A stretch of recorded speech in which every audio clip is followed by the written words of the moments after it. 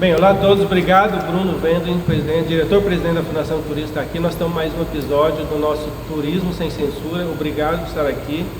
Hoje nós estamos aqui entre colegas, professores da FMS, professor Eric, professora Priscila, e também nossos colegas da UEMS, Valdir Leonel, né?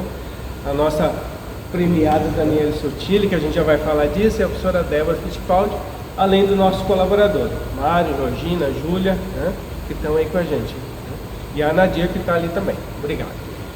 Bem, para começar, assim, já dar os parabéns, né, do prêmio que conquistou para o nosso estado, com satisfação, e isso motivou, inclusive, da gente estar aqui falando, e a gente queria fazer um bate-papo contigo, já que nós estamos no final do ano aí, fazer um balanço geral da sua gestão, sabe? Mas, assim, não tanto relato, mas mais um questionamento dos colegas, né? Sim, qual que seria o balanço geral da sua gestão? Não desse ano, mas eu falo desde quando assumiu a... Muito obrigado pela oportunidade, Nosnin. Estou me sentindo aqui no Roda Viva, feliz de estar com vocês aqui, meus colegas de profissão. Eu acho que o balanço bem positivo, Nosnin. Vou entrar no 9º ano agora de gestão, né? Sendo o primeiro turismólogo a assumir a fundação, e 9 anos, sabe que não é fácil permanecer à frente de um cargo. Eu acho que eu sou o gestor hoje do Brasil que tem mais longevidade, e que mostra a questão técnica, né, como é importante ter uma pessoa técnica à frente. Então, acho que é positivo o balanço. Vocês podem me dizer muito que a sociedade também, a academia, como é que vocês recebem isso. O trade parece estar feliz, a gente alcançou bons resultados em termos de números e de referência hoje também,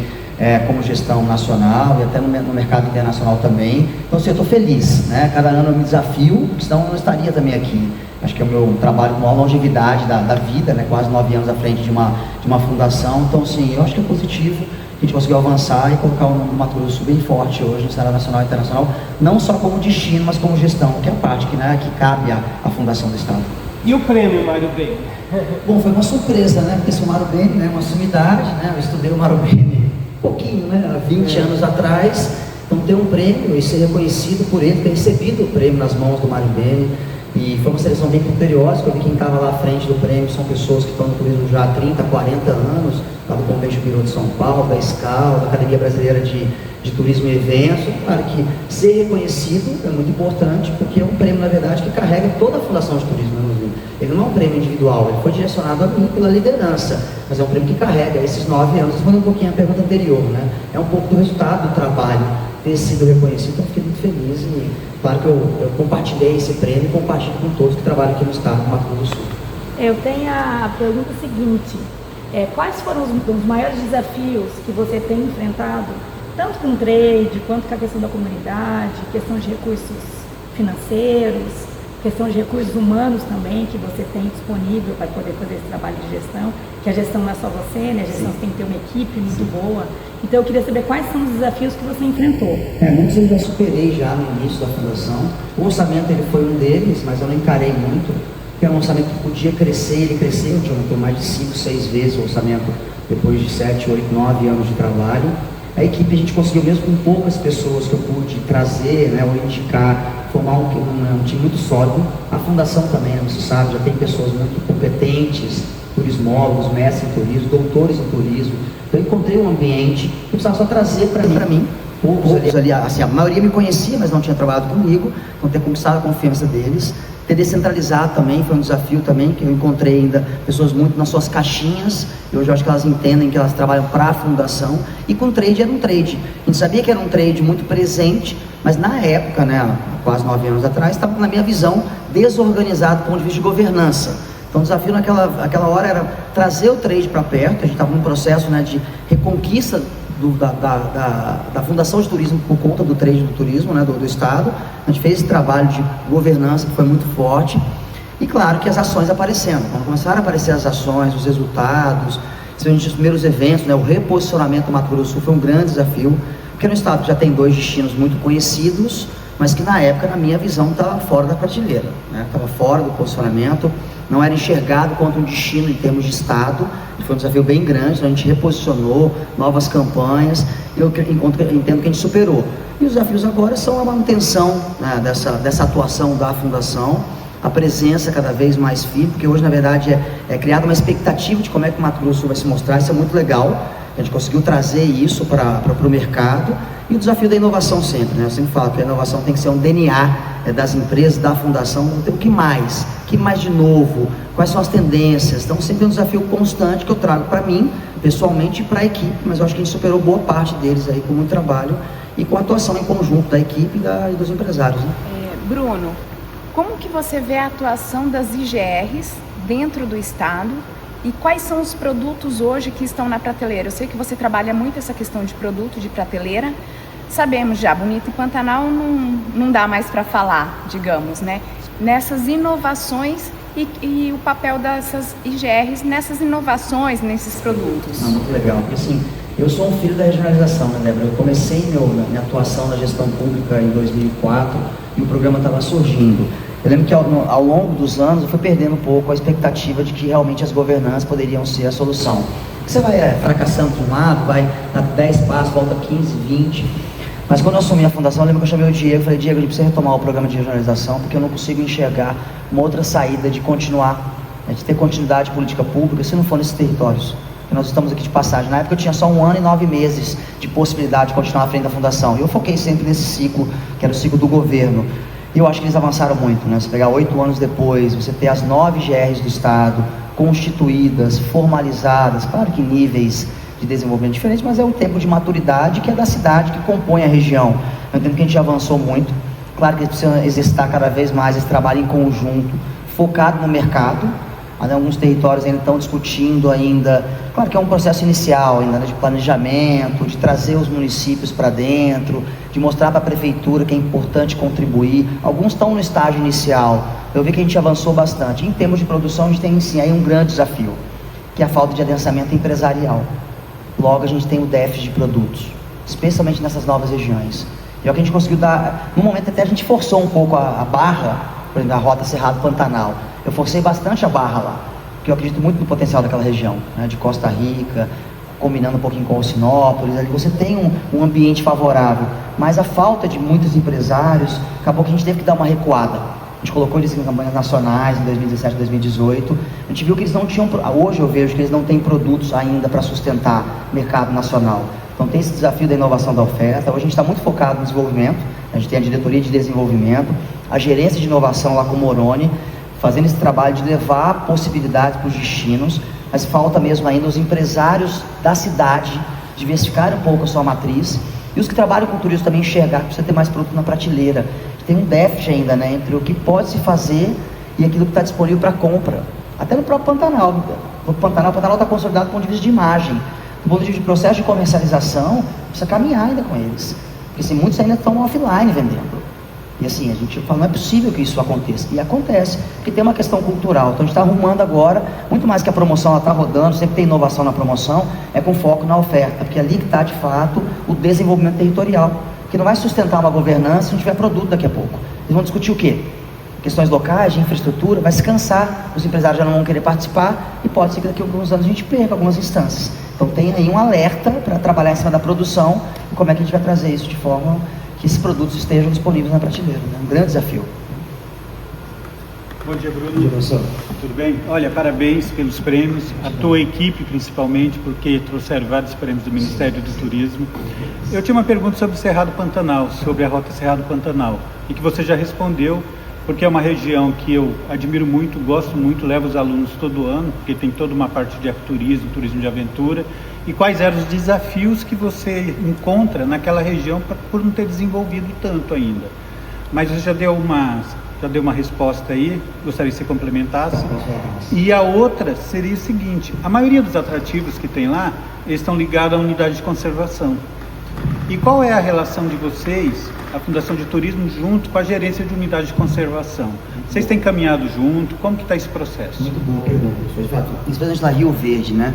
Eu vejo que é um dos que tem mais potencial e não consegue atingir esse potencial, né? Tem a relação mesmo do privado ainda investindo pouco nos seus atrativos, o público, né, tentando se posicionar ali, sabendo o que é o balneário, aonde que eu entro com infraestrutura. A gente tem uma relação muito próxima hoje com o Imaçu, por conta da Flávia.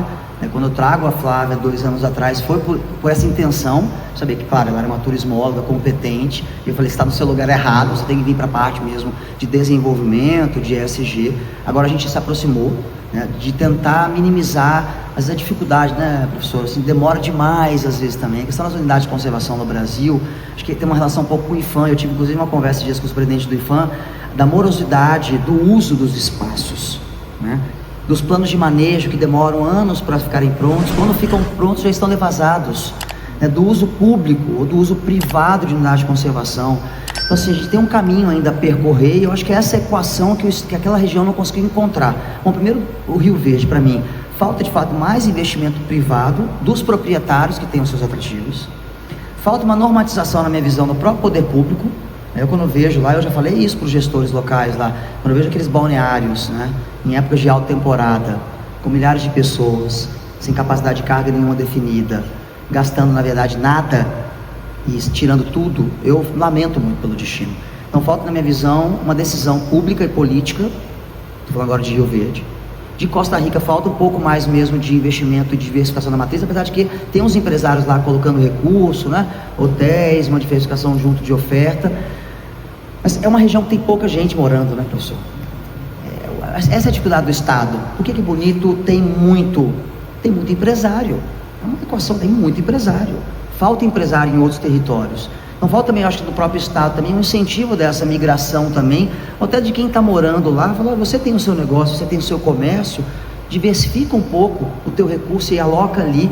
Essa é uma equação que não é fácil, mas a gente está muito junto, sim, a questão ambiental, cada vez mais próximo. Agora, pela questão da agenda climática, te aproximou muito do IMASU, muito da Semadesc, a Flávia sempre está puxando. Nós puxamos mais eles do que eles a gente. Sente falta, nós fazemos mais parte da estratégia da agenda climática estadual e do uso público, porque vê as concessões que nos procuram, mas em momentos que já tomaram algumas decisões, como é o Parque Nacional da Serra da Bodoquena, a gente participa, mas até que ponto a gente toma decisão? O Parque daqui das Nações Indígenas, qual vai ser o uso daquilo? Eu já tinha tentado acelerar um pouquinho esse processo, mas a morosidade eu acho que é um dos gargalos do Brasil e que reflete no Mato Grosso do Sul para a gente poder avançar, que para mim o bom uso, as pessoas usarem e gerarem recurso de uma forma responsável. Acho que a gente não chegou nessa equação ainda, sabe? Bom dia, parabéns pela sua gestão frente à Fundação nesses últimos anos, parabéns pela premiação. Obrigada. A minha pergunta vem muito de encontro ao que você falou agora dos desafios do governo. Eu gostaria que você frisasse um pouco mais quais são os desafios que você tem em termos de gestão internamente com as demais secretarias, porque a gente entende que o sucesso da atividade turística em termos estadual ela depende de diversas outras secretarias, né? Você vem desenvolvendo um trabalho de excelência, mas que você depende de outras secretarias. E essa morosidade ou essa ausência das outras secretarias interfere também na Funditur, né? No papel, no desenvolvimento da Funditur. Então eu gostaria que você frisasse essa questão de como que você vem trabalhando frente a esses desafios internamente no governo. Só completando aqui, eu já ia fazer a pergunta sobre destino turístico inteligente, né? E a gente fez uma pesquisa, até com a acadêmica Júlia que está ali, sobre os desafios de implantação da política pública aqui em Campo Grande, né? Porque no Centro-Oeste, Campo Grande foi escolhido para ser piloto. E a gente vê que é bonito, está conseguindo se articular muito mais. Então, eu acho que, conciliando com a pergunta da Daniela, quais são esses desafios também de pastas, né? A gente sabe lá que tem uma questão sobre a questão de segurança, um eixo. Então, não é só a Fundação de Turismo que vai estar dando apoio, né? A gente está vendo que outras secretarias, outros setores do Estado e do município, eles são importantes em serem inseridos nesse processo. Muito bom, vou responder as duas. Primeiro, a questão da interna. A gente o turismo, quem trabalha com turismo, vocês todos sabem disso, a gente gosta de se meter em todas as pautas que existem no território, né? Isso é natural. O governador tem essa questão da transversalidade, que na verdade sempre foi uma conversa de qualquer gestor, né? Temos que ser transversais, mas não somos, normalmente. Só que nós temos sido muito, especialmente nessa gestão. Então, na verdade, eu não estou tendo tanta dificuldade, porque nós vamos atrás das pastas com as pautas que muitas das vezes deveriam sair dessas pastas. Então, nós temos exercitado muito a transversalidade. Por exemplo, a Secretaria de Cidadania, que agora existe aqui no Estado. Nós temos pautas praticamente com todas as subsecretarias de cidadania. Incomodou algumas vezes, inclusive. Por exemplo, a pauta LGBT, tem a subsecretaria, a gente atua já há 5 anos no mercado, muito fortemente, e eles junto conosco, a gente traz eles para cá. 60 a mais, eles têm uma subsecretaria para as pessoas idosas, mesma coisa. Acessibilidade, aí foi até um ponto um pouco de conflito internamente. A gente começou a trabalhar o turismo acessível. Dentro da Secretaria de Cidadania tinha a Thelma, que era subsecretária, a gente começou a trabalhar a questão. Começamos a ser protagonistas nisso. Isso incomodou um pouco, então teve um pouco mais de vaidade. Isso pode acabar atrapalhando um pouquinho, mas eu sou muito resolutivo, sabe? Então a gente foi para a resolução. A Tânia não permaneceu lá, eu trouxe a Tânia. Então a gente tem hoje uma subsecretária, que na verdade agora é nossa gestora do turismo acessível, que é a Thelma Nantes, que ela é cega e ela que dirige a área de turismo acessível. E a gente vem fazendo tudo isso, turismo de base comunitária indígenas, afroturismo quilombosa, então a gente perpassa toda a cidadania. Infraestrutura, a gente tem uma relação, mas é porque eu não gosto muito de trazer nada de obras para dentro da fundação. Porque eu já vi já o cenário nacional e o Ministério é prova disso, que ele consome boa parte do recurso e do esforço. Então isso na verdade a gente ajuda os municípios a direcionar os esforços para a Secretaria. A gente está dentro de uma pasta que tem cultura e esporte, então a gente consegue se resolver dentro de casa e a gente muito mais proponente do que ao contrário. Então a gente trabalha com a cultura, economia criativa dentro da nossa pasta. Então eu entendo que a gente tem feito mais essa transversalidade e de novo se metendo. Semadesc, né? Economia, meio ambiente, de novo. Nós procuramos muito mais eles do que eles procuram a gente. Às vezes eu fico, poxa, a gente está sendo mal visto, mas é porque a pasta do turismo ainda é mal entendida dentro do contexto do governo. Mesmo que a gente tenha crescido bastante, por causa que o Riedel, ele foi uma pessoa que sempre me deu aporte e suporte, desde a época que ele é secretário de governo, que ele tem esse entendimento, o governo ainda coloca a gente muito no lazer, né? Mesmo a gente comprovando ao contrário, os números aí estão provando ao contrário em termos de economia. Mas é um processo de construção, eu sempre encaro como desafio, mas eu não fico esperando eles me procurarem não, eu procuro, ou a gente vai resolvendo também, tá?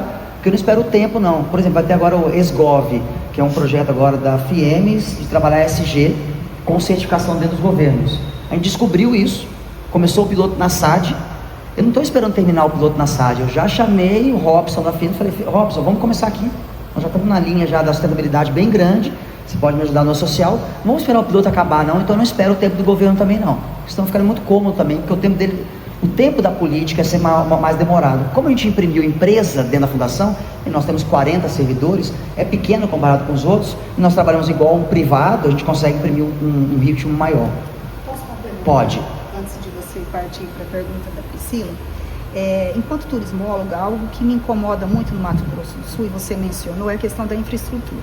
Né? Quando a gente viaja para outros estados, a questão da sinalização, das rodovias, da infraestrutura de apoio no percurso da rodovia, é algo que eu entendo ainda muito frágil em Mato Grosso do Sul.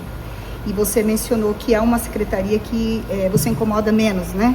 E que eles também te procuram menos, né? Então, como que você enxerga isso, Bruno? Como desenvolver o turismo no estado de Mato Grosso do Sul com o que a gente tem hoje em termos de infraestrutura, né? Aquele percurso ali na Alvorada, Bataguaçu, é dramático para quem vem de São Paulo. A gente dizer que a gente vai receber turistas de São Paulo vindo por ali, né? É precário. Né? Então, como que você enxerga esse gargalo que ainda existe? Assim, é um gargalo estrutural. O Estado vem avançando. Eu lembro quando na época eu era na fundação, 20 anos atrás, a Rota Norte, na época, era um pavor pegar um carro e subir ali, porque era perigosíssimo. E melhorou bastante, né? Tem melhorado, mas eu acho que é um processo estrutural, vai levar alguns anos, porque é o Estado todo, de fato, tentando melhorar de patamar, com mais investimento, trazendo essas indústrias que elas se impressionam a logística, né? Interessante, não é o turismo que impressiona a logística, especialmente de rodovias, tá? Que a parte de aeroportos tem melhorado, né? Os voos têm aumentado, diversificado, mesmo agora com a Azul, dado um déficit para a gente em termos de voos, mas é um processo assim, não que a gente não vai atuar, os municípios atuam bastante, os municípios na verdade têm que atuar bastante, que é uma demanda também da cidade, quando se conecta com uma outra cidade. Temos demanda federal, né? As rodovias federais de fato, fora do eixo, Rio, São Paulo, Minas, sul do país, no geral ainda é muito ruim, as rodovias brasileiras, e ó que melhorou bastante, era terrível, hoje está ruim. Então eu entendo que é um processo estrutural, a gente vai esperar um pouco mais, vai ter que aguardar um pouco mais e tentar ali, claro, apontar quando tiver algum déficit de alguma rota que seja muito importante, tentar pressionar. A rota bioceânica pode acelerar um pouquinho mais, isso dentro do Mato Grosso do Sul, para conectar a logística. Eu entendo que a indústria e a logística vai puxar isso. Eu não considero ainda um gargalo, é um déficit. Não tem atrapalhado o crescimento, sabe, professora? Mas eu entendo que isso, claro, até para eu que viajo aqui dentro, fica, poxa, aí você vai para outra rodovia, para São Paulo, para Santa Catarina, você fala, cara, olha a diferença do meu estado, para fora, então no Brasil nem se fala, né? Mas é uma questão estrutural, foi um estado que ficou muito tempo sem crescer, né? Então o Estado ficou ancorado no agronegócio, e o agronegócio, com todo respeito ao processo de desenvolvimento do agronegócio, ele exige pouco. Agora a indústria e o turismo podem exigir mais. Então eu entendo que a rota também possa. Vamos ver, vamos esperar, né? DTI, vamos lá. Você vê qual que é a diferença entre um destino que está organizado com uma cidade que não está organizada. Perceberam ambos? O Campo Grande recebe primeiro do DTI, uma oportunidade de ser uma capital que tem mais infraestrutura, e uma oportunidade de uma metodologia super legal, de ancorar em cima daquela metodologia lá, daqueles critérios, e falar, vamos trabalhar aqui. Mas não vou falar que é ausência, porque eu não quero também segurar, mas a falta de uma gestão mais profissionalizada. O Vantuí está solitário lá na secretaria. Se não tivesse Vantuí, na verdade, estaria até pior, né? E essa descontinuidade também de Campo Grande, né? De novo, né? Uma descontinuidade de política pública, você vê, professor, o impacto que tem numa gestão de uma cidade. Então aproveitaram mal, agora é um pouco melhor, mas aproveitaram no início mal de receber essa metodologia para se desenvolver. Ao mesmo tempo que o trade, que é interessante, né? Porque o trade estadual está bem focado e concentrado em Campo Grande, parece que é quase que universos diferentes, né? Quando a gente vai na reunião do Conselho Estadual de Turismo, o trade que está lá, boa parte de Campo Grande, mas quando você vai para a reunião do Contour, então há uma ausência de um posicionamento, na minha visão. Isso eu já falei, inclusive hoje com o secretário, com o superintendente lá, que é o Luciano, que é meu amigo de infância, muito competente. Assim, vocês precisam reposicionar Campo Grande, e o reposicionamento passa por isso, para aproveitar essas oportunidades para se desenvolver, porque ali você tem a oportunidade mesmo de um roteiro detalhado, de falar como eu devo desenvolver o meu destino turístico. E agora com o Convention Bureau ganhando um novo gás, de novo focando em trazer novos eventos, sendo um convention, mas eu acho que tem que ser um bureau também, porque a parte de produto de Campo Grande ainda é deficitário, né? Ontem eu estive na reunião da BAV, na feijoada da BAV, esqueci de falar isso para eles, foquem mais no receptivo do que no emissivo. Então essa ausência de receptivo também em Campo Grande, não pressiona muito ter mais produtos, isso está conectado com a metodologia do turismo. Mas entendo, se o gestor público de Campo Grande não tiver mais atenção e dar a devida importância, isso é dar uma estrutura melhor. Não dá para uma capital ter uma gerência de turismo, não dá para ter. Se o interior às vezes não dá para ter, mas uma capital que não tem minimamente uma subsecretaria, uma superintendência forte com orçamento, então tá aí o resultado, uma ausência. E bonito voando até nisso no DTI, mais adiantado, porque olhou, se aproximou, se aproveitou, tem governança, mesmo com todos os desafios, porque lá é um campo minado também, tá? Mas eles estão lá, debatendo, construindo, se brigando, mas tentando utilizar aquilo que está à disposição para eles. E a gente dando todo o suporte que precisa, porque eu já dou suporte para Campo Grande, já ofereci tudo, e a gente vai agora, ano que vem, inclusive, tentar entrar num processo mais de auxiliar na gestão, não só atender demandas. Falei com o Vantuí, me traga as demandas estratégicas, não pontuais, para a gente auxiliar vocês na gestão também de vocês, sabe? Bruno, enquanto pesquisadora da Rota Bioceânica, né? Eu estou aí no grupo há praticamente 10 anos. Como você vê esse avançar da Rota Bioceânica no Mato Grosso do Sul? A ponte, a priori, vai ser entregue em julho, né? É uma mudança de destino, principalmente Porto Murtinho, ali, acredito que tem muitos desafios. Como que você vê isso, a chegada dessa rota, digamos, a consolidação? Nem sei se pode falar consolidação, mas é assim, vai ter a ponte. Antes não tinha, agora vai ter a ponte. Como que você vê isso para o Mato Grosso do Sul e como que esses destinos estão se preparando ou não estão se preparando para tal? Eu lembro que quando nós assumimos a fundação em 2017, teve um debate que acho que foi na UEMS. Foi na UEMS ou na FMS? E o ministro Parkinson, na época, queria já fazer um aplicativo. Lembra? Eu falei, ministro, vai demorar aí uns 5 a 10 anos pra gente pensar nisso. Não foi muito legal, ele não recebeu muito bem essa ideia. E tá aí, quase 9 anos depois, agora sim eu começo a falar sobre a rota. Agora ela se aproxima, porque a infraestrutura aproxima ela. Agora um pouco da infraestrutura, aí você tem conexão. Agora eu entendo que ela pode se desenvolver. Mesmo assim, sempre quando cria uma nova rota, cria uma expectativa que o fluxo vai ser aquele fluxo completo. Não vai ser. O Jean me trouxe uma coisa super legal, a gente vai focar nisso. Falou, Bruno, vamos segmentar a atuação nossa na rota? Por que a gente só não foca nos motorhomes? Porque esses podem ser aquelas pessoas que vão fazer a rota. E eu gostei muito de segmentar a rota, porque senão ela fica muito solta. Eu já participei de algumas reuniões com outros países. Você não consegue trabalhar a governança de uma região, trabalhar uma governança de 3, 4 países. Então, como é que eles estão se preparando? Eu entendo se o cara é destino, se a cidade é um destino, ela tem que estar pronta para receber turistas. O que vai dar a integração da rota, eu acho que ainda tem um outro ponto a se resolver, que é a questão da aduana, que essa segurança, não só do meu moto, de eu pegar meu carro e passar de uma fronteira para outra, isso é algo que tem que vir agora na sequência. E aí, assim, a infraestrutura de apoio, como é que está? Eu sei que vocês sabem melhor, porque vocês, professores, vocês já fizeram levantamentos, né? A gente tem feito esse trabalho juntos, então falta ainda um pouco mais de infraestrutura de apoio para isso, mas eu entendo que ela pode ter um baita apelo para promoção. Você promover a rota bioceânica com uma conexão entre Atacama e o Pantanal. Você tem até inclusive uma temática, né? O destino mais árido do planeta com o destino mais alagável do planeta. Como é que ela vai acontecer essa dinâmica? O mercado vai mostrar pra gente também. O que é o nosso ponto agora? Eu gostei que o Jean me trouxe. Nós vamos segmentar a atuação da rota para entender que tipo de público vai querer de fato fazer a rota. Porque alguém falou assim, o turismo vai vir na frente da logística. Eu não sei muito bem, porque ela foi projetada para logística.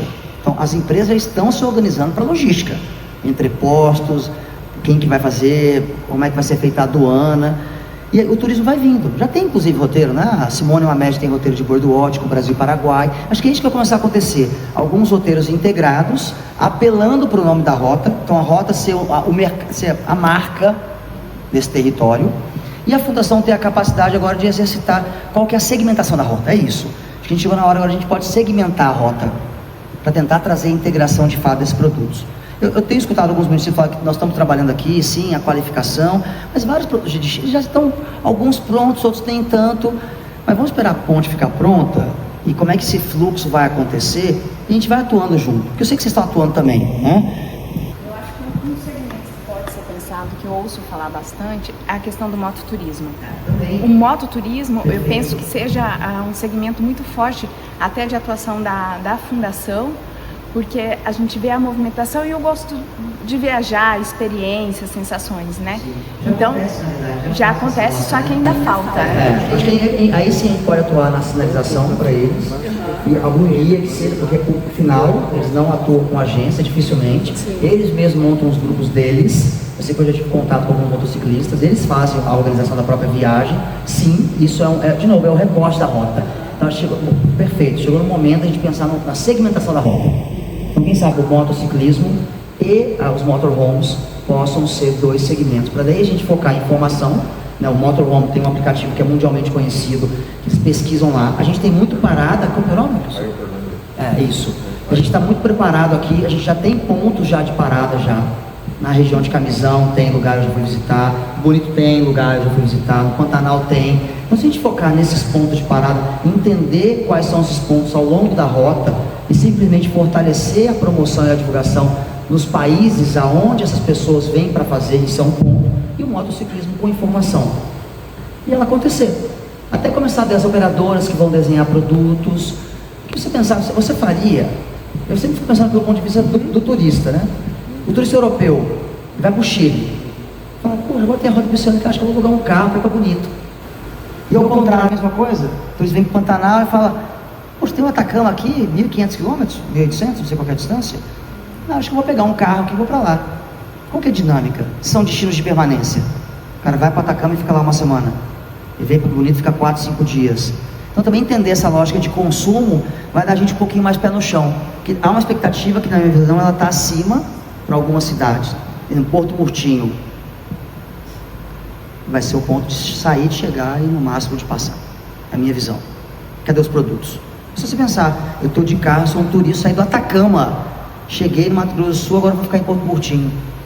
Eu estou mais a 3 horas de Bonito, vou ficar em Porto Murtinho. Eu lembro agora, para fechar essa minha fala, qual que é o município lá? Carmelo Peralta, né? A gestora lá falou uma coisa muito interessante, a gente está aqui preocupado para que a ponte não passe sobre nós, que passe pela cidade. Então olha que legal, eles já estão com o pensamento, será que essa ponte, a rota, vai ser boa para o meu município? Porque de fato ela pode passar por cima da cidade. Então essa é uma reflexão muito grande, mas vamos aguardar porque ela está mais próxima. Agora a rota se aproxima e a ponte finalizando, acho que a gente vai ter mais claro o que vai ser ela. Bruno, eu fico muito feliz que eu estive lá semana passada conversando com o Jean e discutimos justamente isso daí, entendeu? Eu falei, pô, Jean, a gente está falando a mesma língua agora, porque a gente vê algumas falas do turismo por aí que parecia muito intocável para nós nesse momento. Fala, mas será que é tudo isso? Mas eu não quero também tirar o foco da rota, mas eu queria fazer uma outra fala. Nosso modelo aí de gestão no Brasil, o recurso está na mão do governo federal, né? Então, basicamente, você falou que está 10 anos lá, todas as políticas públicas que vieram para o Estado em termos de turismo é um segmento do governo federal, né? Está aí a regionalização, municipalização e tudo mais. Mas, eu imagino que outros estados também tiveram atuação, mas o Mato Grosso do Sul teve algumas coisas diferentes, né? Por exemplo, lá atrás o PDTur, né? E na tua gestão também tem algumas iniciativas que, pelo menos até eu vi isso fora do estado, né? Que é diferente um pouquinho, até a mesma classificação agora que inovou, né? O que tem de diferente da tua gestão que não é uma continuação assim do governo federal?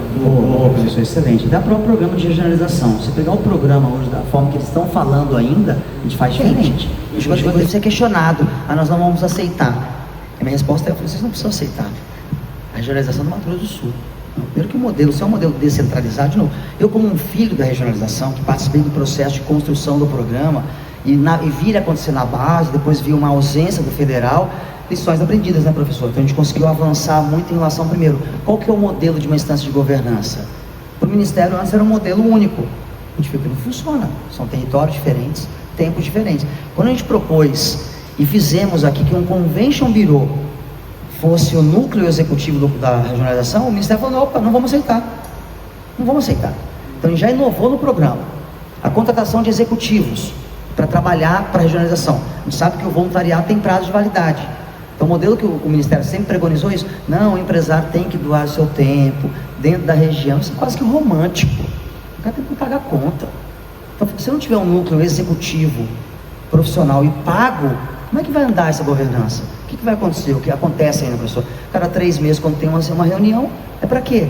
Para reclamar de novo, para dizer que nada foi feito. A gente conseguiu inovar muito, tanto que hoje, o modelo nós fomos Prêmio Nacional do Turismo há 2 anos atrás, no modelo de gestão de governança, por conta desse modelo. Então a gente conseguiu avançar. Informação, não é nenhuma novidade, né? Você tem lá as pesquisas do Ministério, depois vem a Embratur, inclusive, muito olhando o nosso modelo de inteligência de mercado. Quando a gente cria porque já existia um setor de estudos e pesquisas dentro da fundação. Eu trabalhava lá, era Ivone, Demar, trabalhavam lá. Pesquisa, tinha 1 milhão de pesquisas, mas a pesquisa nenhuma era utilizada para tomar de decisão. E era a mesma coisa do federal, vinha com pesquisa, vinha com estudos. Quantos estudos você tem à disposição, professor?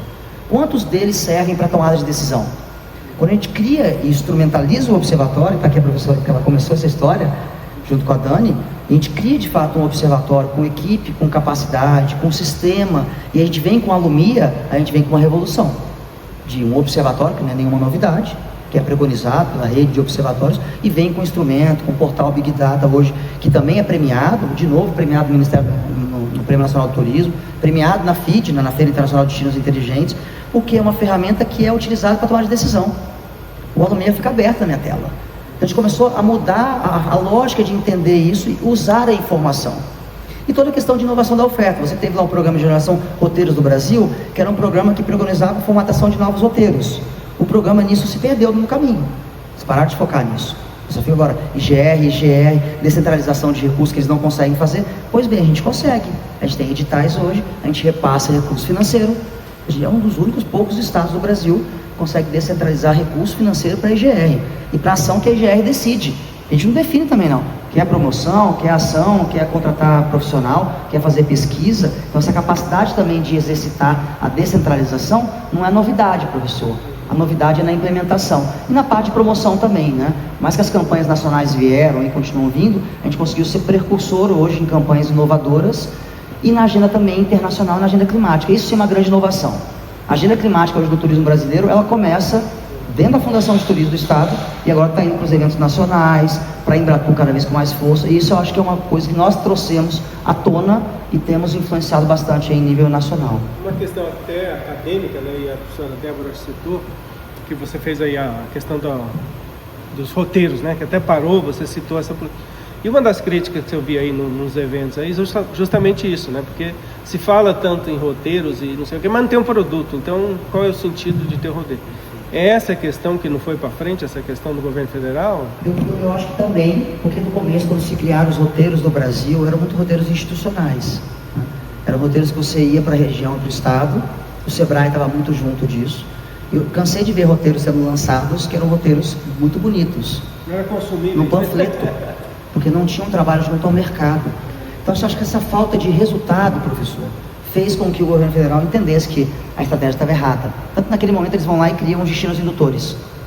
Eles dão um recuo, voltando um pouco para a municipalização. Opa, ficamos só no território aqui com esses roteiros. A única rede, na época eu trabalhei na rede de cooperação para roteirização, que tentou focar em 5 roteiros nacionais, vocês devem lembrar. Aqui no Mato Grosso do Sul era a Travessia do Pantanal. Vocês lembram? Mato Grosso do Sul. E a única que deu certo foi a Rota das Emoções. Ceará, Piauí e Maranhão. Essa eu inclusive participei pelo Ministério, que era conectar Jericoacoara, Delta do Parnaíba e Lençóis Maranhenses. Essa foi a única rota que vingou, que foi a única rota que focou em mercado. Uma conexão entre produtos complementares, aquela lógica da regeneração, né? Produtos complementares, sejam próximos, tem uma temática parecida. Então foi o erro na visão da construção, e muitos estados continuam repetindo esses erros, inclusive a gente, tá? Esses dias lá em Camisão, lá, eles soltaram lá a Rota da Serra do Charme, e eu não gostei. E eu falo para vocês agora em público, porque eu falei isso para o Sebrae. Falei, que rota é essa? A rota não existe. Cadê a Serra? Cadê o Charme? A Serra está ali. Cadê o Charme?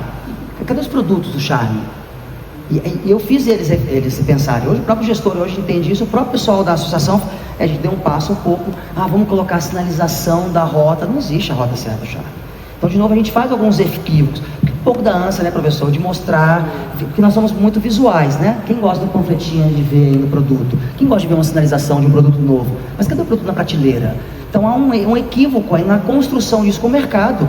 Porque nesse ponto, se o mercado não está junto com você, na construção, que isso é um produto, não pode. A não ser que você defina, igual a rota bioceânica, que a gente vai trabalhar enquanto promoção de um território, e a partir daí virão roteiros e produtos, beleza, você entendeu, deixou claro como comunicação e não frustrou ninguém. Se você trabalhar um roteiro do ponto de vista de um produto que não existe, porque o mercado nem aceitou, porque ele nem testou, você tem um equívoco na tua estratégia. Então isso que a gente está tentando fazer lá dentro da agência de inovação com o Moroni, com o Jean, é ir para dentro dos territórios, ajudar eles a construir alguns produtos. Mesmo assim, a gente tem uma limitação, que a gente não formata produto, a gente pode auxiliar. Se o empresário não tiver os receptivos, que a gente tem um déficit ainda no Brasil de operadoras receptivas, por isso que falta produto na prateleira, porque todo mundo gosta de mandar para fora e poucos querem receber. Só contar quantos receptivos que a gente tem no Mato Grosso do Sul. Se tirar bonito, você vai ter meia dúzia, porque lá eles são obrigados, porque eles são tiradores também de pedidos para emitir o voucher, mas essa é outra conversa. Então há ainda um déficit em relação a isso também, por isso que houve um recuo na minha visão. Se pegar o gancho aí você vem assim, você já citou, né? Afroturismo, a cartilha do LGTB, né? Isso daí é o que? É uma ação da fundação na questão da preparação do terreno, ou vocês estão trabalhando como produto? Não, a gente está dando visibilidade. O afroturismo a gente quis fazer o guia, eu não, né? Na verdade a gente foi proposto o guia negro pelo Guilherme, que é do guia negro. Você vê, ele tem um lugar de fala, né? Fui da tia Eva, da comunidade. Me provocou há 3 anos atrás o que a gente estava fazendo sobre afroturismo. Até então só tinha a Tainá com a Beloiá, né? A primeira agência de afroturismo lá em Corumbá. A gente ajudou e deu todo o suporte para ela, porque eu só comecei no afroturismo quando eu tive sinalização do privado que tinha alguma coisa acontecendo, e eles vieram me provocar, e eu adoro uma provocação. Aceitei e falei, vou te dar luz, Tainá. A gente deu luz para a Tainá e ela está crescendo. E aí veio o Guilherme me provocando, então a provocação eu devolvi para ele. Falei, o que você vai fazer sobre isso? Aí ele falou, Bruno, eu tenho um guia, chama Guia Negro, a gente fez acho que em São Paulo primeiro, ou na Bahia. Eu posso levantar os locais que tem, não é que tem o afroturismo, mas que tem as comunidades, que tem história, que tem cultura, e a gente formatar. Então, na verdade, eu dei luz. Tanto que o guia, quando a gente lançou em São Paulo, eu falei, isso é um guia para mostrar o que tem-se de cultura, o que se tem de tradições. E agora, na próxima etapa, que a gente vai para o ano que vem, com a ajuda da Diaspora Black, que é uma operadora muito conhecida, hoje premiada, para aí sim começar a entrar em mercado. Mas o tempo é um pouco mais devagar, um pouco mais lento. Você tem algumas iniciativas aqui que começaram por elas mesmas, que Furnas do Dionísio, que eu entendi agora que eu tenho que apoiar na estruturação. Eu tive na Festa da Rapadura. Eu adorei estar lá, mas eu não gostei do que eu vi. Não há nenhuma identidade lá comunicada. É um evento, uma feira que eu encontro em qualquer lugar do Brasil.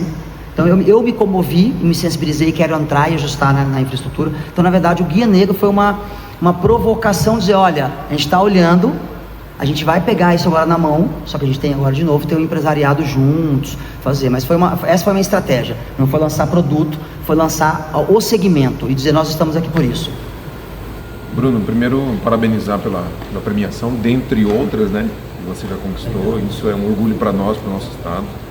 E estando há 9 anos aí à frente da fundação, a gente acompanha de alguma forma esse trabalho todo. E a gente admira também o seu trabalho junto à fundação e ao Conselho Estadual, né? Mas à luz aí dos 9 anos, a gente observa que uma fonte de motivação e inspiração para você, eu acredito que seja desafios, né? Novos desafios são motivadores. Sim. E a pergunta que eu faço é bem aberta, no sentido de a gente já está finalizando o ano e ano que vem com novos desafios. O que no ano que vem, após 9 anos de trabalho dentro da Fundação, muitas conquistas, muitas realizações, mas quem sabe algumas frustrações, o que para o ano que vem te motiva, te desafia e você vai voltar aí com algo na cabeça para ter que resolver isso ou precisamos atuar nessa frente? Boa, professor. Eu lembro quando foi o fim do ciclo do Reinaldo, eu já falei, acho que já foi suficiente já, né? Na época eu tinha 6 anos, era o maior tempo que eu já tinha numa instituição, mas como eu sabia que tinha mais coisa para se fazer. Se eu não soubesse que teria algo que eu poderia contribuir junto com a equipe, provavelmente eu já tinha Então essa renovação do ciclo da gestão também, de ter o Riedel à frente, também me motivou a continuar. Eu continuo sempre me motivando, porque sempre dá para fazer mais e melhor. Claro que a nossa régua cada vez mais vai subindo, né? Ela só vai subindo. Eu não consegui enxergar um teto ainda, sabe? Porque o turismo, ele dá essa condição para a gente inovar, né? Porque a gente trabalha com uma atividade que eu gosto da definição lá do Joseph Tias, que chama de negócio da felicidade. Então tem tantas camadas nessa fala, e o que a gente pode falar? Trazer para que o turista fique mais feliz, para que o trade fique mais feliz. Claro que é um ano bastante desafiador, porque é um ano político, né? E eu sempre considero que o ano que vem vai ser o encerramento do ciclo da gestão. Eu sempre vou focar nisso. É o encerramento do ciclo da gestão. Então, claro que eu também tenho uma responsabilidade de finalizar entregas, sem trazer tantas coisas novas. As coisas novas estão dentro das próprias entregas, sabe? O que a gente tem de mercado. A gente acabou de lançar uma baita campanha. Eu vou convidar vocês, vão receber o convite do Pantanal Jam. A gente vai lançar agora dia 15, lá no Centro de Convenções, às 18 horas, para público interno. Então, a gente tem o desafio agora de implementar o Pantanal Jam, que é um movimento. Então a gente vai trazer coisas inovadoras dentro da própria ação que já é inovadora. Finalizar coisa que eu não consegui fazer esse ano pelo corte no orçamento, que é repassar os recursos para as instâncias de governança, deixar um pouquinho melhor preparadas. E meu grande desafio agora é da continuidade da gestão da Fundação, não da minha. Então a gente vai escrever algumas coisas, né? Algumas coisas que foram feitas. Porque eu, ao contrário da academia, apesar de eu gostar muito, eu não escrevi nada e executei. Eu executei numa lógica estratégica. Mas você pegar meu plano lá, tem uma folha, 2. É ridículo, né? Então me pedir para eu entregar o meu plano de turismo, nossa, isso é ridículo esse plano. Mas ele está executado quase na sua totalidade, né? O nosso contrato de gestão agora, pela primeira vez, não vai ser 100% executado, porque teve um corte no orçamento e eu não repassei recurso. A única ação que não aconteceu foi não repassar o recurso. Todo o resto a gente implementou. Agora eu quero escrever isso, para deixar como um guia, como um norte, para que a política pública possa continuar. E claro, o desafio do Conselho Estadual de Turismo também para ter entendimento, se apropriar disso, professor, você sabe disso, você é a Débora, de como é que a gente pensa os próximos 4, 5 anos na ausência de uma liderança. Então o meu próximo desafio é como deixar algo que possa ser continuado sem estar ancorado na minha figura. Esse é o meu maior desafio para o ano que vem, e sem contar, claro, na manutenção e em finalizar aquilo que a gente começou entregando, tem que se entregar, tem muita coisa para se entregar ainda, né? Minha pergunta é realmente nisso. A gente percebe ações efetivas na Fundação de Turismo. Está acontecendo, vocês estão movimentando, isso é evidente. Mas a gente sabe que tem que ter política pública. Então, a gente não tem um plano estadual escrito, né? E isso também, o plano escrito não garante nada. Depende de quem entrar, ou sua continuidade, ou quem entrar nesse processo. Você acredita que as ações já são tão consolidadas e que a equipe que está lá, uma equipe que já tem possibilidade de que o próximo gestor que entre, quem sabe você, que o próximo gestor que entre, ele consiga tocar as ações, ele consiga movimentar o que já está sendo feito, porque o plano escrito, nós estamos na academia, nós sabemos bem, ele pode ser documentado e não ter execução. A gente está vendo que vocês fizeram o inverso. Sim. Em vez de planejar, vocês estão. O que aparece de oportunidade, ou vocês movimentam oportunidades, está acontecendo. Então a gente fica... não tenho preocupação quanto à questão da mudança de gestão, porque existe política pública, mesmo não escrita. Então esse desafio, eu quero que você fale um pouco mais de como... Você falou que vocês ainda não pensaram como consegue. Mas vai ter uma equipe lá preparada? Tem coisas consolidadas que o próximo gestor consegue seguir na mesma toada? Eu com certeza sim. Se a gente pegar um próximo gestor que tenha minimamente entendimento de onde ele está, a gente tem uma equipe muito competente, né? E já sabe o que faz, até porque eu descentralizei muito. Muito. Então tem coisas que estão acontecendo agora que eu não sei. E eu acho ótimo isso. Quando eu reúno com algumas pessoas, eu falo, Bruno, que legal que você está fazendo. Eu não sei o que está acontecendo. Isso é um resultado efetivo de descentralização. O que me deixa tranquilo também, a gente tem pessoas dentro da fundação que são da fundação, pessoas efetivas, né? Eu tenho a professora Daniela, a doutora lá, Daniele, tocando o observatório. Eu tenho o Giancarlo, um mestre turismo, sendo meu diretor. Eu tenho figuras lá dentro, né? A Cristiane hoje, gestora de feiras e eventos. E mesmo pessoas de fora que eu sei que se houver uma mudança, eles podem ter grandes chances de continuar. Nós não temos planejamento, nós temos planejamento, viu? Nós temos hoje um mapa estratégico dentro do Conselho Estadual. Então a estratégia, inclusive, foi tirar o plano estratégico da fundação e colocar dentro do SET. Hoje o professor ele que lidera lá, inclusive, um grupo que faz o monitoramento, né, professor? Que foi muito importante, porque a gente conseguiu mostrar para o setor privado e para o terceiro setor, e até para a academia, né, Sebrae, Senac, tem muita coisa que eles fazem, mas que não está dentro da estratégia que é definida, e eles definiram isso. A gente vai atualizar o direcionamento estratégico, isso já é um ganho, porque o SET tem que estar forte.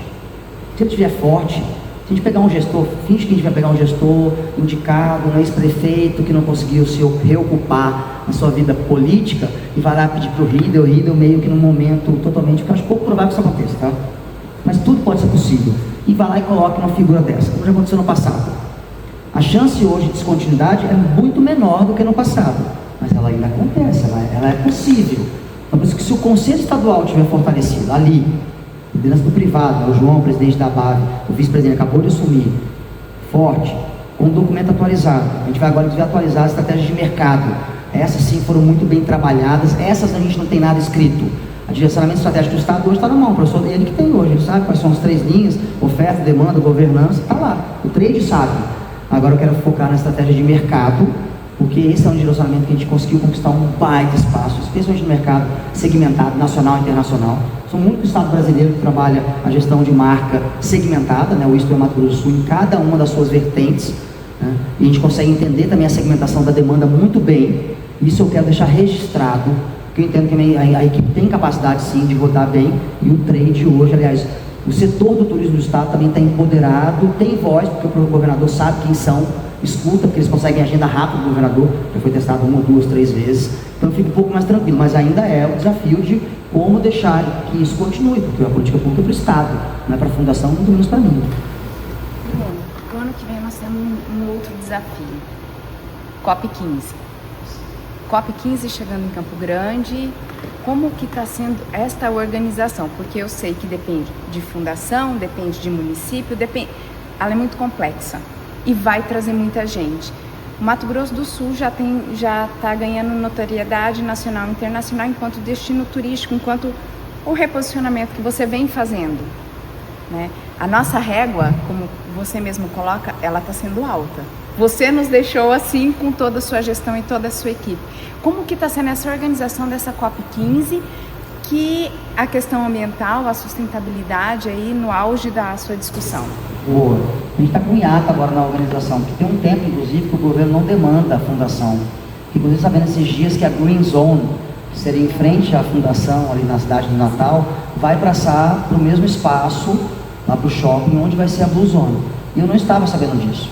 Então, assim, eu estou meio um pouco no limbo, sabe, professor? Qual foi a nossa parte? A gente já cumpriu no primeiro momento. Era organizar a base da oferta hoteleira, que era a primeira preocupação deles, em razão do que aconteceu na COP30, de não ter super preço. A gente conseguiu superar isso. Nós reunimos lá o setor hoteleiro, A, B e H, e foi bem taxativo. Nós temos que organizar, nós temos que passar um preço que seja competitivo. A gente não pode fazer a mesma coisa que foi feito em Belém. Parece que vencendo essa barreira, a gente conseguiu um número bom de hotéis, dos bons hotéis que se comprometeram. A gente encaminhou a informação hoje para a direção da COP, que tem já todos os preços que serão praticados para quem vier para a COP. E a outra etapa seria a organização da Green Zone, para rechear lá com os debates, na parte ambiental, na parte do ecoturismo, na parte do birdwatch. Mas te confesso que eu estou um pouco, até porque os últimos 2 meses foram insanos. A gente teve uma agenda assim, dentro e fora do Brasil, que a gente não parou, eu não parei particularmente para olhar. Então, assim, eu preciso voltar agora para a atuação, para ver até que ponto o governo agora, com essa decisão do evento, de trazer a Green Zone lá para dentro, terá, de fato, uma liberdade, vamos chamar assim, para gerenciar isso. E aí trazer os bons debates. Acho que isso que a gente tem que aproveitar bem. Consolidar a gente na agenda climática.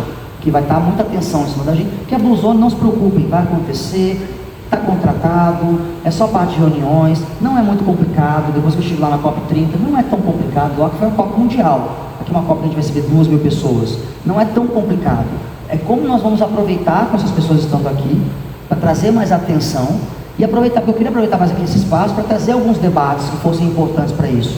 Então eu tenho que me tomar pé de novo sobre isso. Eu acho que eles tiveram essa estratégia pelo pouco tempo do evento, de juntar os dois eventos no mesmo espaço de organização, no espaço privado, para facilitar, mas eu preciso mais me amparar agora, porque eu não tenho, fiquei um pouco, de novo aquela coisa do desafio do governo, né? Começa-se uma gestão, começa-se uma governança, de repente, Bruno, você não foi naquela reunião? Não foi. Isso acontece nas gestões de vocês, nas entidades. Mas a professora não foi convidada para aquela reunião. Então teve alguma reunião que eu não fui convidado. E eu vou ter que me meter de novo nisso. Porque a gente precisa garantir que a gente tenha uma imagem, não só imagem, né? Que o evento funcione. Que o evento funcione e que ele tenha fluxo, e que esse fluxo de pessoas não fique só confinados, literalmente, que eles ficam confinados lá em fazer estudos e assinar documentos, e que eles não possam consumir, vivenciar Campo Grande de novo. E aí, de novo, uma pergunta, professora: será que isso também não é muito para a cidade? E a prefeitura? Né? E o Campo Grande Destination? O Campo Grande Destination devia estar já me cobrando isso, na verdade. Há meses atrás: Bruno, por que eu não estou nessa organização? Então, olha ainda de novo a questão do organismo que é responsável, deveria ser responsável pela gestão também de um grande evento como esse, e de ser um convention. Mas a gente vai conversar também, ver se eu consigo retomar um pouco isso, porque eu estou um pouco desatualizado. Para ser bem sincero, estou desatualizado. Eu citei no início o prêmio, né? Te dei os parabéns para isso. Eu queria que você falasse dos outros prêmios da sua equipe, né? Porque parece que deu uma funilada aí, muitos prêmios de uma vez só, né? Foi. Inclusive você já citou da Lumia, estive com a Daniela e já dei os parabéns para ela.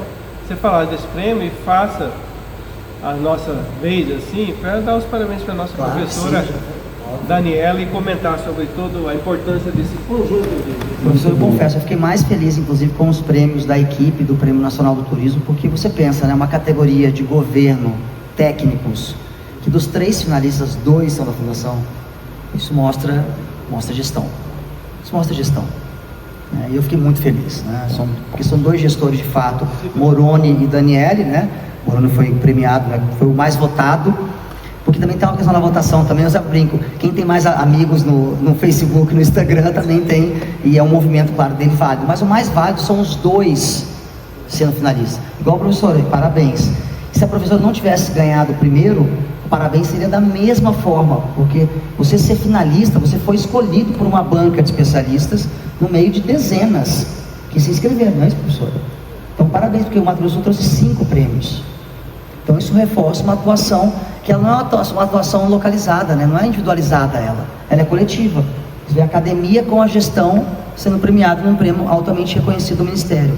E os 2 casos também, né? O caso de sustentabilidade, com o nosso multinível de governança lá de Bonito Carbono Neutro, também nós fomos premiados. E o Alumia, de novo, mais uma vez, eu acho que foi premiado, acho que foi a 2ª vez que a gente ganhou um prêmio, também a matriz de classificação também já foi. Isso reforça a gestão, né, professor? Claro que eu sempre falo para a equipe, não foquem, nunca pode se focar em ser premiado. Que isso também tem as suas particularidades, mas ao mesmo tempo, né, professor, isso é um reconhecimento do seu trabalho. Porque também ninguém ia votar só por ser amigo da Daniela. Porque sabe que tem um respaldo de décadas não, né? Alguns anos. Não, eu quero falar menos, para tipo, né? Igual eu, não, com 25 anos de atuação. Isso dá você precisa ver como é que a equipe está. A gente está inclusive esperando, hoje é que dia que é hoje? Segunda?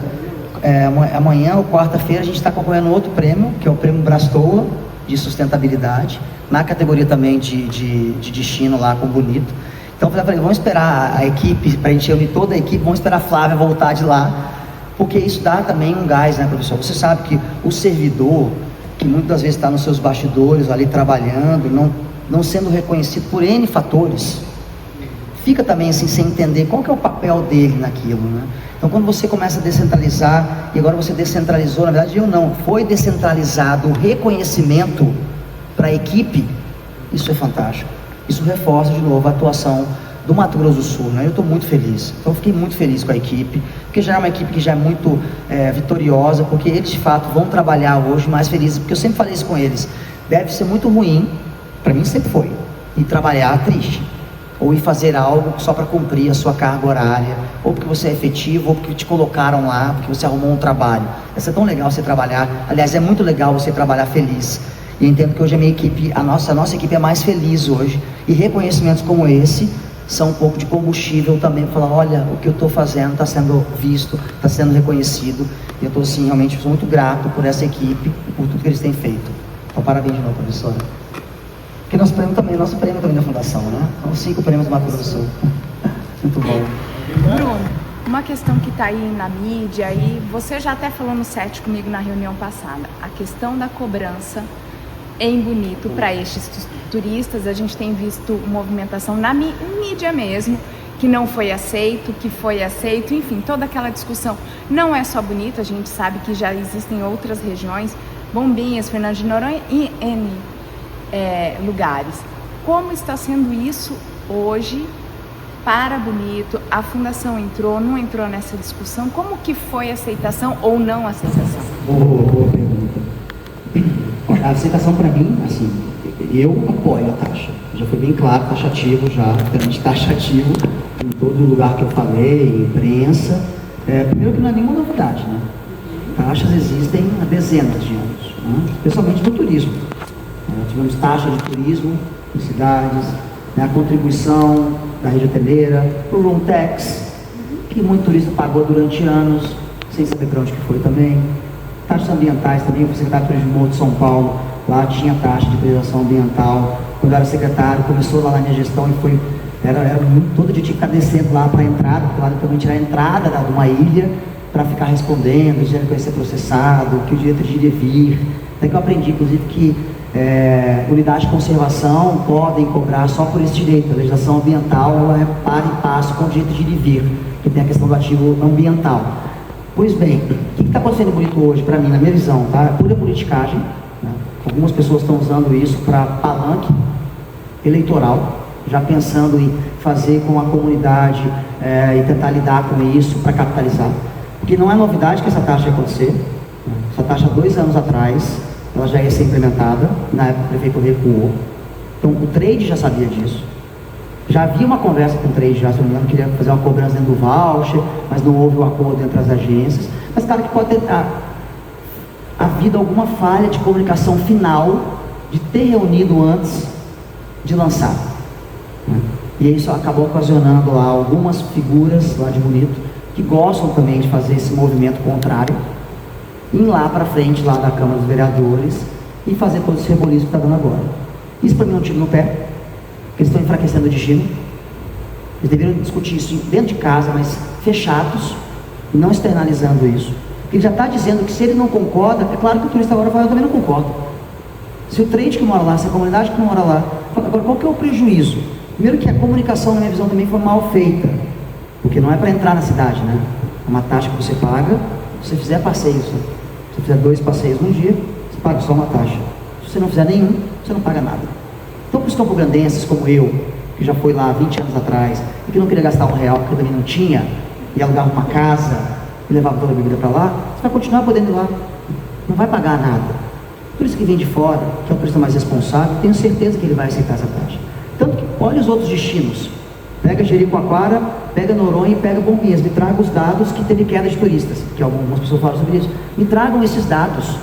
Porque há uma falácia, como já houve em outros momentos também, quando eu falei que o voucher tinha que abrir para venda, que ia ter perda de empregos. Então há uma futurologia sempre querendo ser trazida para o debate. Eu acho o debate um pouco irresponsável, sabe, professora? Porque o certo era, vamos sentar e olhar na conjuntura o que isso ocasionou a outros destinos que pagaram, começaram a cobrar. E o mais importante é, não, vamos dar transparência para a taxa e vamos cobrar a alocação dos recursos. Porque esse que é o ponto. Que ninguém gosta de pagar taxa, porque normalmente as taxas no Brasil são mal alocadas. Então esse sentimento daí eu valido. Eu valido esse sentimento do brasileiro que não gosta de pagar taxa, que desconfia qual que é o destino dessa taxa. Mas nos dias de hoje, com uma taxa que é eletrônica, com um portal lá que é eletrônico, que vai ter que dar transparência, que todo mundo vai estar de olho agora, era muito mais, vamos destinar isso para fins de conservação. Afinal de contas, quando a gente chegou aqui em 2017, o Rio recebia 200 mil turistas por ano. A gente bateu 300 mil. Isso é carga a mais de 50% nas águas. Então a rede de esgoto precisa ser melhorada, ela vai melhorar agora, investimento de 8 milhões de reais. E os outros investimentos? Será que o município tem capacidade econômica para isso, financeira? Se a taxa for auxiliar isso, não é bom para o seu destino de ecoturismo? Não é bom para nivelar também um turista que tenha mais qualidade para trazer isso para cá? Eu acho que o debate não está sendo feito como deveria ser. De novo, está sendo utilizado para uns, para eu quero ter voz, para outros, para capitalizar politicamente, mas o problema não vai acabar sendo resolvido. Mas eu não sei que momento que está, se o prefeito vai continuar, se ele vai recuar, não tive notícias recentes, mas na minha visão ela é necessária e sendo bem alocada, muito benéfica para o município. Essa é uma posição bem clara, eu já deixei já bem transparente, já comuniquei isso, já, então todo mundo sabe a minha posição. Carlos, é feita uma crítica à Fundação de Turismo que fomenta o turismo onde já tem produto. Eu acho que isso é legal a gente pontuar, tá?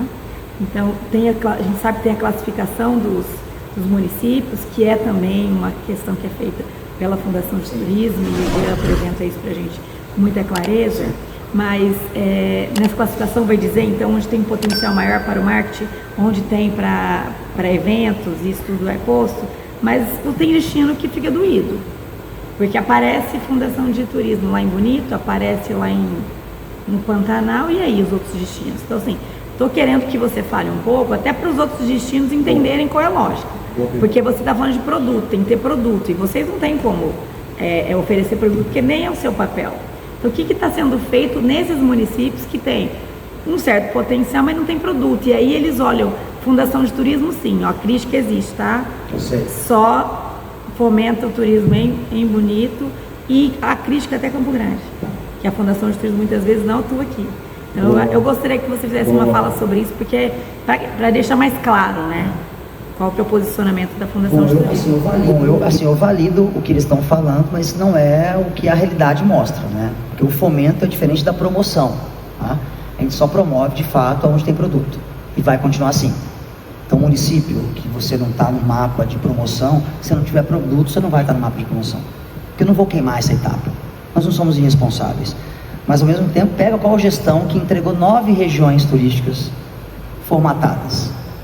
E que teve a coragem de promover em nível nacional a Rota Cerrado Pantanal. Com pouquíssimos produtos. Até mercado internacional a gente levou numa época a ITTA, que é a maior organização de turismo de aventura, para fazer uma visita em Costa Rica. E eles deram parecer para Costa Rica. Falou, Costa Rica, vocês estão bem aquém do que a gente pode trabalhar sobre ecoturismo. Olha isso aqui, olha isso aqui. Eu trouxe uma especialista para poder falar para eles. Então, na verdade, nós colocamos muito mais municípios hoje no mapa do que de fato eles estariam prontos. Então é o contrário. E a gente fomenta as 9 regiões. A gente descentraliza recursos para as 9 regiões. A gente apoia eventos geradores de fluxo para cidades que não têm produtos, porque a gente entende que é uma outra forma que a gente tem de gerar um fluxo, mesmo que pontual, despertar atenção para isso. Tanto que os municípios que mais ganham recurso para eventos são fora do eixo Rota Campo Grande, Pantanal, Bonito, Iguatemi, destinos que escrevem bons projetos. E o trabalho de apoio à estruturação. A gente vai muito para destinos para trabalhar observação de aves. É só conversar com o Edson Moroni e com o Jean e falar quais são o número de municípios que a gente já elaborou mapa estratégico de produto para o birdwatch ou para a pesca esportiva. Então, na verdade, a falha continua sendo local. Porque eles querem ser bonitos sem trabalhar como o Bonito fez. Então, eu vou continuar promovendo destinos que têm produtos. E mesmo assim, a gente tem lançado novos ainda, de novo, fazendo uma pressão ainda fora da hora, que é o Parque Estadual das Varzas do Rio Viema. A gente já colocou ele na rota já de aparecer no Plano Brasis, que é o plano de mercado internacional. Porque eu sei que ele tem um alto potencial ali, porque é Mata Atlântica, tem a maior trilha de água de longo curso aquático do Brasil. Eu fiz uma parte lá com o caiaque, tem observação de aves, mas só vai durar pouco tempo essa minha pressão nisso. Se daqui a pouco tem um receptivo lá, mas se ele não aumentar o número de produtos que ele tenha e ele começar a acessar o mercado, daqui 2, 3 anos ela passa. Como Costa Rica meio que já... Eu coloquei um pouco na crista da onda Costa Rica quando a gente chegou em 2017, 18, 19. Parou um pouquinho. Então eu vou voltar, na verdade, para o desafio, para o município, na verdade.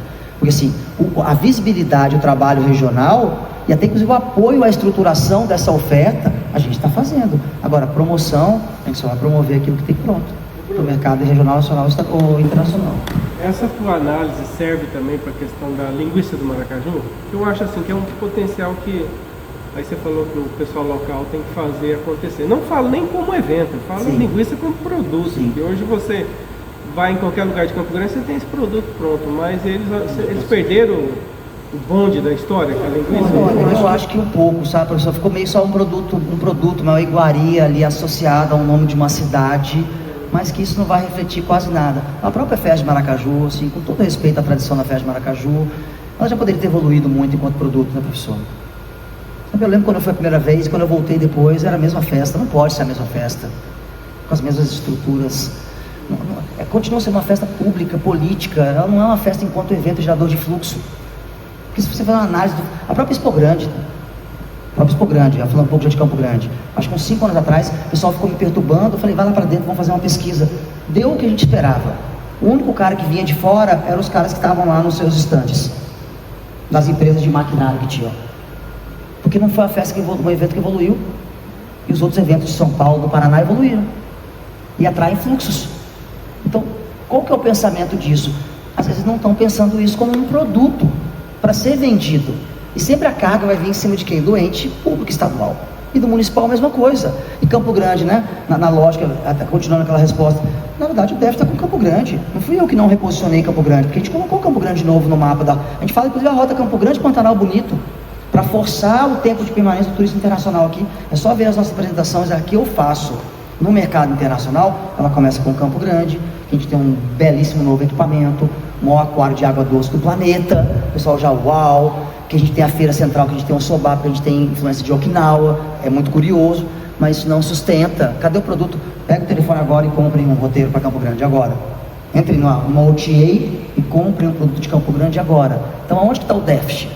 E vai ver o número de agências emissivas que tem em Campo Grande, mandando gente para Disney, para Nova York, para Paris, para os mesmos produtos que eles vendem há 20 anos. Então dá um processo aí de reformatação, uma mudança um pouco da mente também de quem está trabalhando com a atividade. Então ainda está desconectada um pouco a realidade do que o destino está fazendo. Tem muito que se ancora aí nos anos 90, que bastava uma promoção institucional pública e estava resolvido isso, porque você já está presente lá nas brochuras de cadernos de operadoras. Então, a dinâmica do mercado mudou e alguns eventos e alguns produtos não acompanharam, professor. E a Linguiça de Maracaju é um pouco disso também, não atraiu atenção para a cidade, para a marca da cidade. Vou pegar da exposição que você fala, que a gente passa todo dia aqui em frente, né, em termos de infraestrutura, né? Claro que não é a função de vocês, que seria da entidade promotora, né, que a evolução, não evoluiu a infraestrutura em 20 anos. Né? Se você pega, eu uso um exemplo de sala de aula, né? Você vai para a exposição no Campo Grande, onde o estacionamento deles é uma coisa que a ser estudado, né? Só pegar na questão de estacionamento. Mas assim, faltou essa infraestrutura, porque aí você vai para os eventos também, né? Não só a exposição, né? Os grandes eventos de Campo Grande. Né? Essa infraestrutura está caminhando, assim, existe proposta de ter um grande espaço de eventos, ter um local melhor de exposição. Existe, o trade já, na verdade, o ex-presidente do Conselho Estadual, Marcelo, teve uma agenda com o governador, cobrando um pouco essa agenda de eventos e essa melhoria de uma estrutura. Parece que houve, não estava presente, um comprometimento de ter um novo espaço aí de eventos maior. Eu considero que ele é importante também para a gente reunir uma oferta mais variada. A gente tem possibilidade de trazer outros grandes eventos para cá que a gente não consegue pelo déficit de infraestrutura, isso é um fato. Nosso modelinho é um modelo de pequeno porte, né? 1.000, 2.000 pessoas. O shopping Boston Pisa consegue receber o maior número de pessoas. Na Urbano Franco praticamente não existe mais, eu não sei o que vai virar. Então sim, há uma conversa. No caso, há praticamente um compromisso, não sei se vai ser uma PPP, FM falando sobre isso também, em colocar recurso, em ter um espaço, eu acho necessário. E a Expo Grande também, né? De ter um espaço mais modernizado dentro da sua característica. Tudo bem, essa nova gestão, eu até gosto da nova gestão, é uma gestão mais nova, né?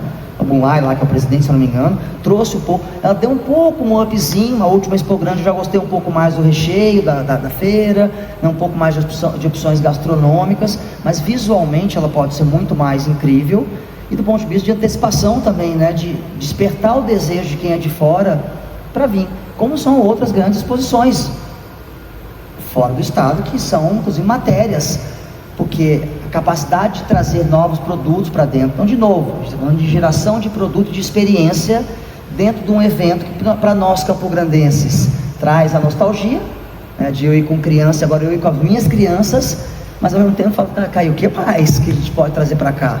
Então Então é uma mudança, de novo, do pensamento de quem trabalha também com eventos. Isso é muito característico de eventos, tá? Vai no Leitão no Rolete, vai em Maracaju, vai na Expo Grande, você vai encontrar algumas similaridades que poderiam mudar para que eles possam, de fato, atrair, ser um evento gerador de fluxo turístico, de fato, né? Não aquele que vai só porque vai estar as autoridades públicas, que é o que acontece ainda. Ok, meus agradecimentos a agradeço, todos, ótimo. eu posso finalizar assim, a todos os professores que estão aqui, são parceiros aí de longa data, e assim, que cada vez mais essa, vou chamar assim, de lealdade pública com o nosso principal produto, que é o turismo, seja sempre assim, de aberto e diretamente de gestor, né?